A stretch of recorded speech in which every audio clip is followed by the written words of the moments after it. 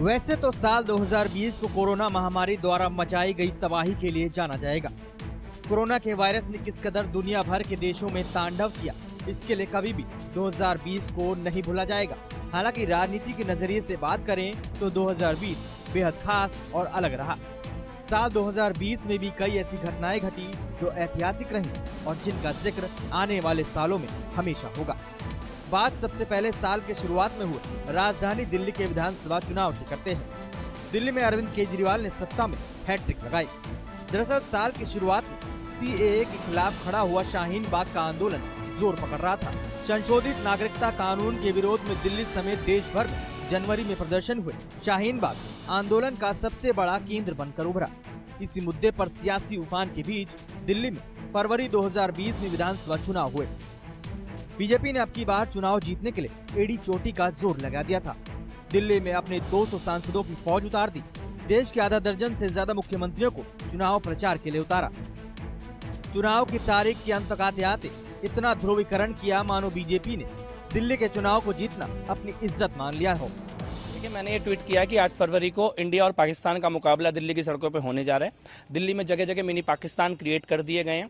शाहीन बाग में जिस प्रकार से भीड़ ने सड़कों पे कब्जा कर लिया है, जिस प्रकार से लोगों को स्कूल नहीं जाने दिया जा रहा है, दफ्तर नहीं जाने दिया जा रहा है, अस्पताल नहीं जाने दिया जा रहा है, और फिर वो शाहीन बाग रिपीट किए जा रहे हैं। चांद बाग में कब्जा कर लिया गया है, इंद्रलोक में परसों रात से कब्जा कर लिया गया है। दिल्ली में जगह जगह ये मिनी पाकिस्तान क्रिएट कर रहे हैं और वो आग कभी भी दिल्ली के घरों तक पहुंच सकती है, हमारे घर में पहुंच सकती है। ये दिल्ली वालों को सोच समझ के फैसला लेना पड़ेगा। ये लोग आपके घरों में घुसेंगे, आपकी बहन बेटियों को उठाएंगे, उनको रेप करेंगे, उनको मारेंगे। इसलिए आज समय है। कल मोदी जी नहीं आएंगे बचाने, कल अमित शाह जी नहीं आएंगे बचाने। आज समय है। आज अगर दिल्ली के लोग जाग जाएंगे तो अच्छा रहेगा। एक तरफ बीजेपी नेताओं के जहरीले बयान थे तो वहीं दूसरी तरफ केजरीवाल के काम। दिल्ली के दिल में तो अरविंद केजरीवाल द्वारा 5 साल में किए काम बस गए थे। लिहाजा केंद्र में काबिज बीजेपी की दिल्ली में एक न चली और बीजेपी द्वारा जीत के लिए तमाम घोड़े खोले जाने के बाद भी उनके हाथ 70 सीटों में से सिर्फ 8 सीटें ही लगी। आपको बता दें कि दिल्ली में आम आदमी पार्टी ने 62 सीटों पर कब्जा किया, जबकि बीजेपी को 8 सीटें मिली। कांग्रेस के हाथ एक भी सीट नहीं लगी। 2015 की तरह ही कांग्रेस को इस साल के चुनाव में भी कुछ हाथ नहीं लगा। इससे साफ हो गया कि दिल्ली से कांग्रेस का जनाधार पूरी तरह साफ हो चुका है। वहीं बीजेपी को भी पता चल गया कि दिल्ली में हिंदू मुस्लिम या फिर हिंदुस्तान पाकिस्तान की दम पर वोट नहीं मिलने वाले। दिल्ली में जीत के लिए काम दिखाना होगा। फरवरी महीने में जहां दिल्ली में अरविंद केजरीवाल की सरकार बनी, तो वहीं मार्च महीने में मध्य प्रदेश में कांग्रेस की कमलनाथ सरकार गिर गई। मध्य प्रदेश में मामूली बहुमत के सहारे चल रही कमलनाथ की सरकार मार्च 2020 में गिर गई। कांग्रेस के कद्दावर नेता ज्योतिरादित्य सिंधिया की अगुवाई में कांग्रेस के 25 विधायकों ने बगावत कर इस्तीफा दे दिया। करीब 1 महीने विधायक कर्नाटक के होटल में रहे। 23 मार्च 2020 को शिवराज सिंह चौहान फिर एमपी के मुख्यमंत्री बने। कोविड-19 की चुनौती के बीच 25 विधायकों की खाली हुई सीटों पर उपचुनाव में बीजेपी ने 19 सीटों पर कब्जा किया। इससे सरकार पर बीजेपी की पकड़ और मजबूत हो गई। मध्य प्रदेश में सत्ता हथियाने के बाद बीजेपी ने रुख राजस्थान का किया। राजस्थान में अशोक गहलोत की सरकार को भी जुलाई 2020 में उप मुख्यमंत्री सचिन पायलट की अगुवाई में बगावत का सामना करना पड़ा। सचिन पायलट समेत 19 विधायकों ने हरियाणा में डेरा डाल दिया। गहलोत और पायलट खेमे के बीच सियासी जोर आजमाइश 1 महीने तक चलती रही। सचिन पायलट अशोक गहलोत के कामकाज से नाराज थे। इसके साथ ही आरोप लगे कि अशोक गहलोत अपनी ही पार्टी के नेता सचिन पायलट के खिलाफ जांच बिठा रहे हैं। मैंने जो इशू उठाया था, चाहे वो देशद्रोह का मुकदमा एसओजी वाला हो या हमें काम करने का जो तरीका था, उसमें जो आपत्तियां थी, उन सब के बारे में हमने बताया। कांग्रेस के पूर्व अध्यक्ष राहुल गांधी के दखल के बाद पायलट मान गए। पायलट ने 10 अगस्त 2020 सुलह समझौते की बात मानी। हालांकि इस खींचतान के चलते उन्हें डिप्टी सीएम के पद से हाथ धोना पड़ा।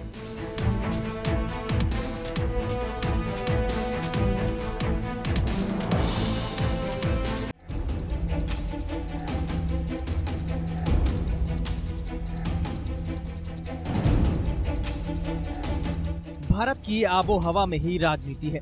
यहाँ हर हफ्ते, हर दिन, हर पल राजनीति करवट बदलती है।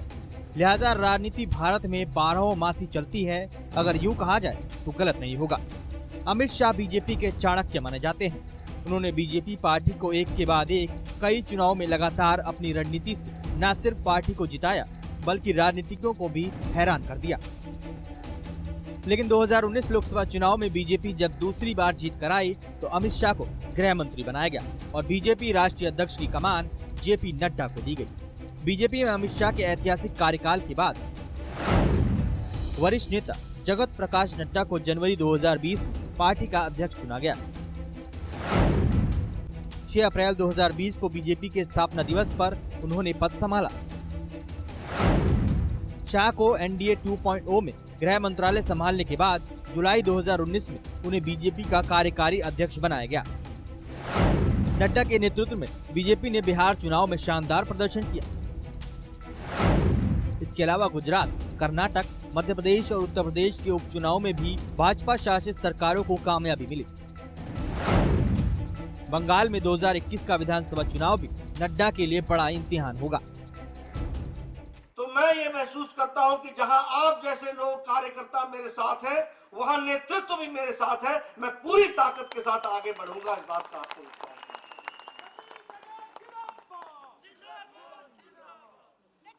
हमारे आदरणीय प्रधानमंत्री जी ने भारतीय जनता पार्टी के कार्यशैली की विशेषताओं के बारे में चर्चा की। उन्होंने बहुत बारीकी से पार्टी की रीति नीति के बारे में चर्चा करते हुए बताया कि हम कैसे अलग हैं। हम सिर्फ प्रिंसिपल्स में, नीतियों में और नीतियों की बारीकियों में ही अलग नहीं है, उनके नतीजे भी अलग हैं। इसको भी हमको समझना चाहिए। मुझ जैसा व्यक्ति, साधारण कार्यकर्ता जिसका राजनीतिक बैकग्राउंड परिदृश्य नहीं हो,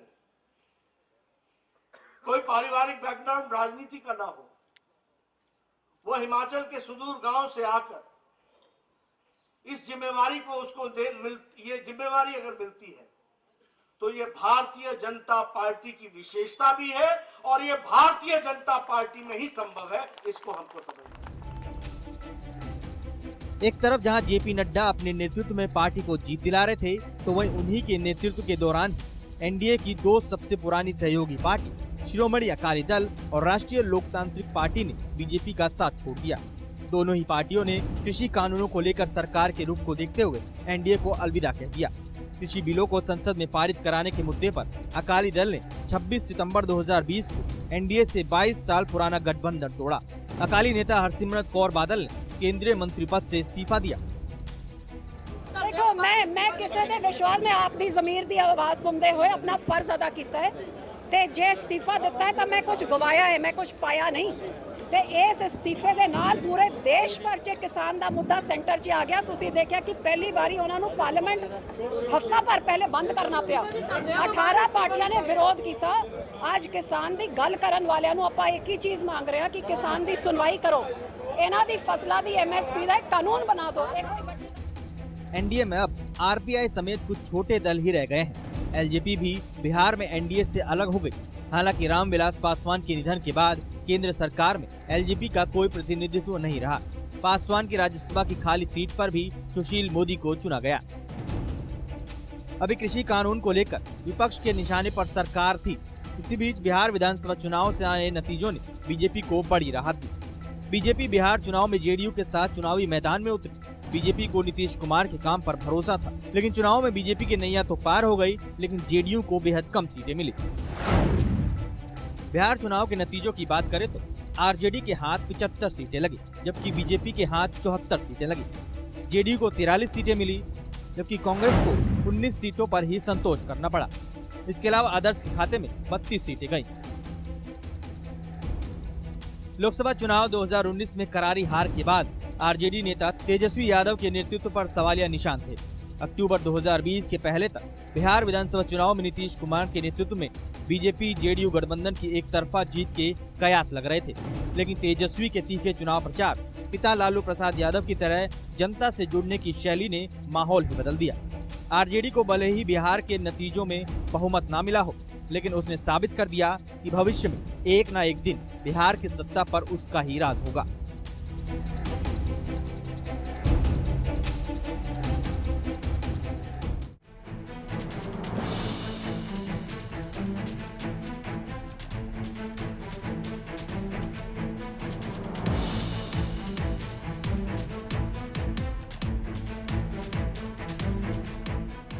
लोकसभा चुनाव हो या विधानसभा चुनाव, 2014 के बाद किसी पार्टी की सबसे ज्यादा दुर्गति हुई है तो वो है कांग्रेस। जी हाँ, कांग्रेस ने न सिर्फ 2014 और 2019 का लोकसभा चुनाव बुरी तरह हारा, बल्कि विधानसभा चुनाव में भी विपक्ष के हाथों मुंह की ही खानी पड़ी। राजस्थान, मध्य प्रदेश और छत्तीसगढ़ में जीत तो मिली, लेकिन मध्य प्रदेश में कांग्रेस सरकार नहीं बचा पाई और कुछ महीनों के अंदर ही उनकी सरकार गिर गई। राजस्थान में भी हाल खराब हो गए थे, लेकिन सचिन पायलट के मान जाने पर सब कुछ सामान्य हो गया। आप सोच रहे होंगे कि हम ये सब क्यों बता रहे हैं। दरअसल इसी साल कांग्रेसी नेताओं के अंदर का गुबार सामने आ गया। हार के बाद हार होने से जो ज्वालामुखी कांग्रेस नेताओं के अंदर उबल रहा था, वो अचानक फट गया।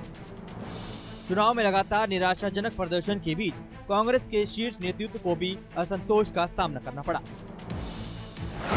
अगस्त 2020 में गुलाम नबी आजाद समेत कांग्रेस के 23 नेताओं का एक पत्र सामने आया। इन नेताओं में आनंद शर्मा, कपिल सिब्बल, शशि थरूर, मनीष तिवारी, भूपेंद्र सिंह हुड्डा आदि शामिल थे। पत्र में कांग्रेस अध्यक्ष सोनिया गांधी के सामने संगठन चुनाव समेत तमाम मांगे उठाई गई। कांग्रेस कार्य समिति की बैठक में भी इस पर तीखी जुबानी जंग देखने को मिली। बिहार और उपचुनाव के नतीजों के बाद फिर असंतुष्ट नेताओं ने अपने तेवर जाहिर किए। हालांकि इन नेताओं के असंतोष को खत्म करने के लिए कांग्रेस पार्टी की अंतरिम अध्यक्ष सोनिया गांधी ने अब तक कुछ खास नहीं किया है। सोनिया गांधी ने बस एक बार इन सभी नेताओं से मुलाकात की। इसके अलावा पार्टी को बूथ लेवल तक मजबूत करने और देश की सबसे पुरानी पार्टी को परमानेंट अध्यक्ष देने की दिशा में अब तक कोई कदम नहीं उठाया गया है।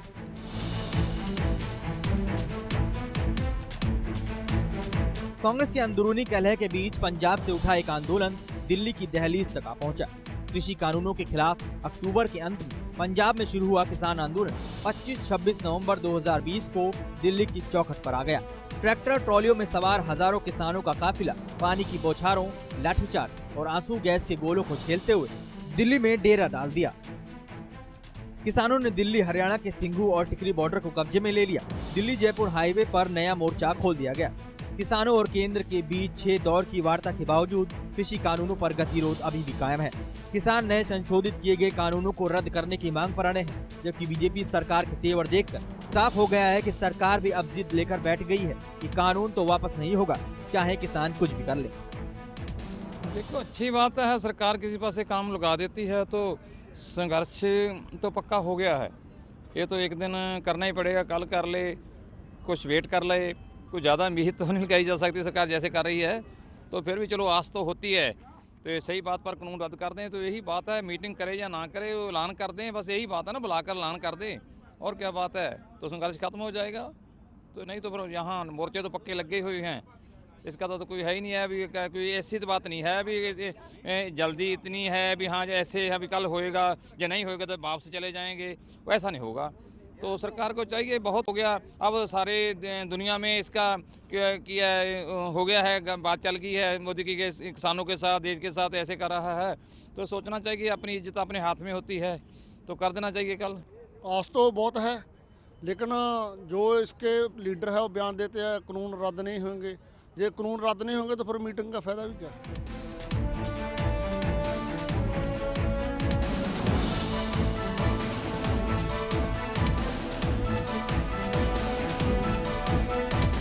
महाराष्ट्र में बीजेपी से अलग होकर नवंबर 2019 में कांग्रेस और एनसीपी के साथ शिवसेना सरकार ने एक साल पूरा किया।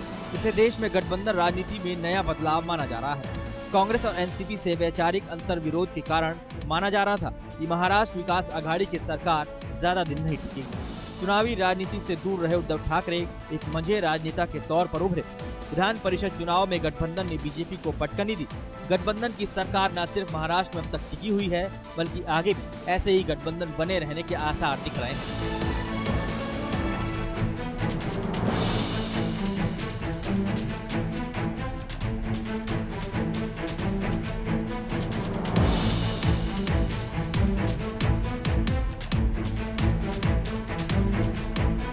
अभिनेता सुशांत सिंह राजपूत की 14 जून 2020 को मौत के बाद उठे सियासी बवंडर ने महाराष्ट्र से लेकर बिहार की राजनीति को हिला दिया था। अभिनेत्री कंगना रनौत ने सीधे मुख्यमंत्री उद्धव ठाकरे पर हमला बोला। उनके ऑफिस को बीएमसी ने तोड़ दिया, जिसे हाईकोर्ट ने बाद में गलत ठहराया, मगर कंगना के तीखे तेवर कायम रहे। बीजेपी और कुछ अन्य दल कंगना के पाले में खड़े दिखे तो अघाड़ी गठबंधन विरोध में था। केंद्र से कंगना को वाई श्रेणी की सुरक्षा मिलने के मुद्दे पर भी खूब बवाल मचा, लेकिन कंगना रनौत के खूब सियासी बयान देने और विरोध करने के बावजूद भी बीएमसी पीछे नहीं हटी और कंगना के ऑफिस को उन्होंने तोड़ डाला।